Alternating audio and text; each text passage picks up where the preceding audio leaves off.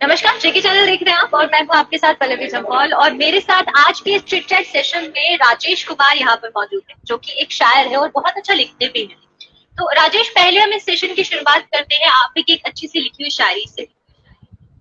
जी ma'am, नमस्कार सभी को। तुमको देखकर मुस्कुरा लेता हूँ, तुमको देखकर मुस्कुरा लेता हूँ, कुछ लम्हे खुशी से बिता लेता हूँ। तुम क्यों नाराज होते हो दोस्त, मैं तुम्हारा क्या चुरा लेता हूँ।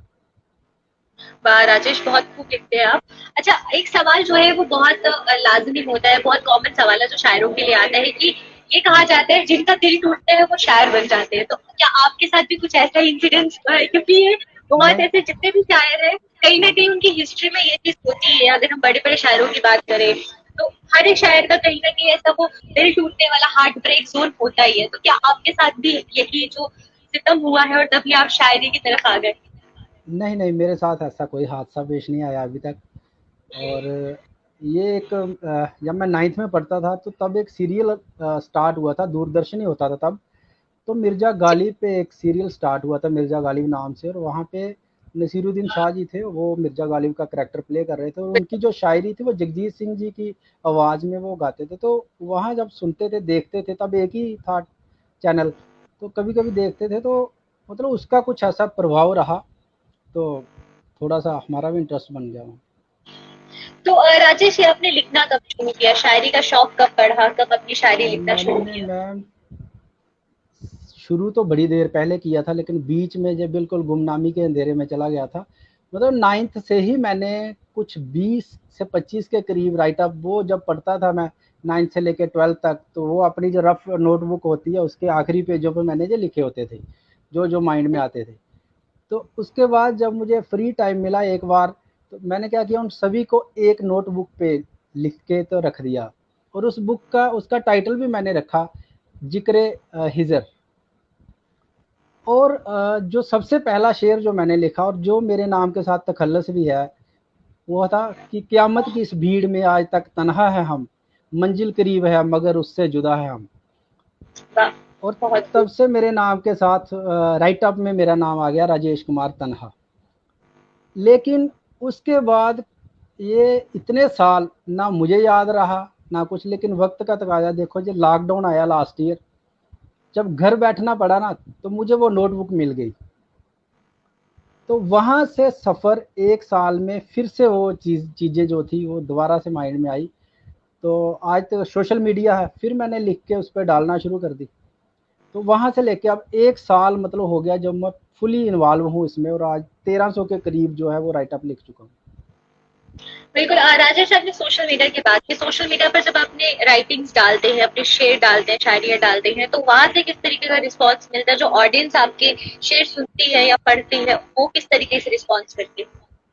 मैंने जो सबसे पहले राइट अप लिखना शुरू किया, एक ऐप है वाई क्यू, योर कोड नाम से। वहाँ पे मैंने 2 लाइन 4 लाइन जब लिखना शुरू किया तो बहुत बढ़िया रिस्पॉन्स मिला वहाँ से। तो क्योंकि वो पूरी एक राइटिंग कम्युनिटी थी और बहुत बड़ी मशहूर पॉपुलर ऐप है वो, काफ़ी सारे युवा राइटर, यंग राइटर्स का प्लेटफॉर्म है मेरे ख्याल में। तो जब वहाँ से मुझे बड़ा अच्छा रिस्पॉन्स मिला, तो फिर वहीं से मुझे किसी ने कांटेक्ट किया कि जी। एंथोलॉजी बुक के लिए। एंथोलॉजी बुक वो होती है जो 5 राइटर या 10 राइटर मिलके एक बुक बनाते हैं। तो वहाँ से मुझे एक कांटेक्ट मिला, उन्होंने मुझे अप्रोच किया, तो फिर मैंने उसके लिए हाँ बोल दी। तो जब हाँ बोल दी तो फिर मैं एक पब्लिकेशन के साथ जुड़ गया वहीं से। वो तब से लेके आज तक उस पब्लिकेशन के थ्रू ही जो है मेरी बुक्स जो है पब्लिश हुई। और अब तक सफ़र जो है वो चल रहा है वहाँ।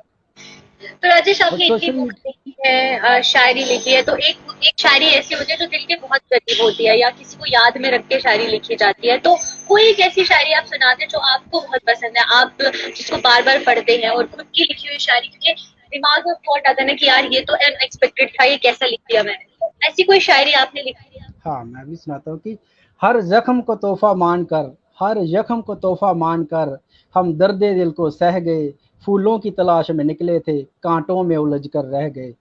क्या हश्र हुआ है मत पूछो मेरे दिल के अरमानों का, बेमौसम फूलों की तरह बस खिलते खिलते रह गए।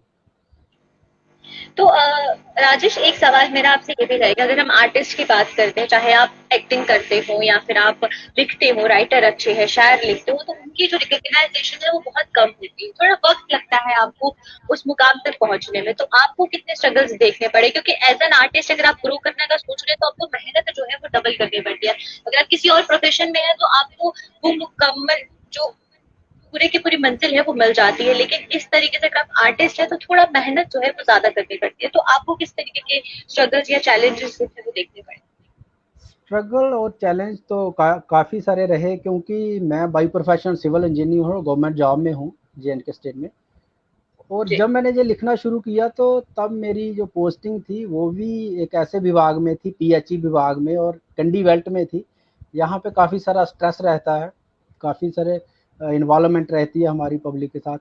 तो वहाँ जी। से भी टाइम निकाल के, लेकिन ये मेरे कहना है कि जब आप कुछ सोच लेते हैं ना, आप में एक पैशन होता है ना कि आपने ये करना है, तो चाहे बिल्कुल। आपका जितना मर्जी बिजी शेड्यूल हो, आप वो वक्त निकल ही आता है। बस आपके सोचने की देर है, जब आपने सोच लिया तो फिर निकल ही आता है वक्त। तो राजेश, आपकी इंस्पिरेशन कौन है, मतलब कौन से शायर जो है जिनको पढ़ना आपको बहुत पसंद है, उनकी राइटिंग्स आपको बहुत मैं असर करती है? हाँ, मैंने जैसे कहा कि मुझ में जो शुरू में जो इंटरेस्ट बना था वो गालिब साहब का था, और मौजूदा दौर में जो है वो तहजीब हाफिज साहब है, जो पाकिस्तान के राइटर है और शायर है, और युवा पीढ़ी के लिए वो एक आइकॉन है। तो राजेश, जाते जाते आप गालिब जी का कोई नज्म या कोई शेर जो है वो पेश करना चाहेंगे? हाँ हाँ, मैं उसका एक उनका एक शेर था कि हर एक बात पे कहते हैं कि तू क्या है, हर एक बात पे कहते हैं कि तू क्या है, तू ही बता जे अंदाजे गुफ्तगू क्या है, और रगों में दौड़ते रहने के हम नहीं कायल, जो आंख जब आंख ही से ना निकले वो लहू क्या है। बहुत बहुत शुक्रिया राजेश, आपका इस शिव चैट सेशन में जुड़ने के लिए, और जिस तरीके से आपने एक अपनी शायरियां बताई, मिर्जा गालिब के शेर यहाँ पर पेश किया, और साथ ही साथ एक लेसन भी दिया है, क्योंकि अगर अगर आप गवर्नमेंट जॉब में है और उसके साथ आप एक प्रोफेशन और एक पैशन भी फॉलो कर रहे हैं, तो दोनों चीजों में बैलेंस किस तरीके से बनाया जाता है उसके बारे में आपने बताया। तो बहुत बहुत शुक्रिया आपका इस शिव चैट सेशन में मेरे साथ जुड़ने के लिए, और जितने भी व्यूअर्स हमारे साथ जुड़े थे आपका भी बहुत बहुत शुक्रिया, और इसी तरीके से हम और भी चिट चैट सेशंस लेकर हाजिर होते रहेंगे। तब तक के लिए आप मुझे इजाजत दीजिए। थैंक यू मैम, शुक्रिया आपका बहुत बहुत।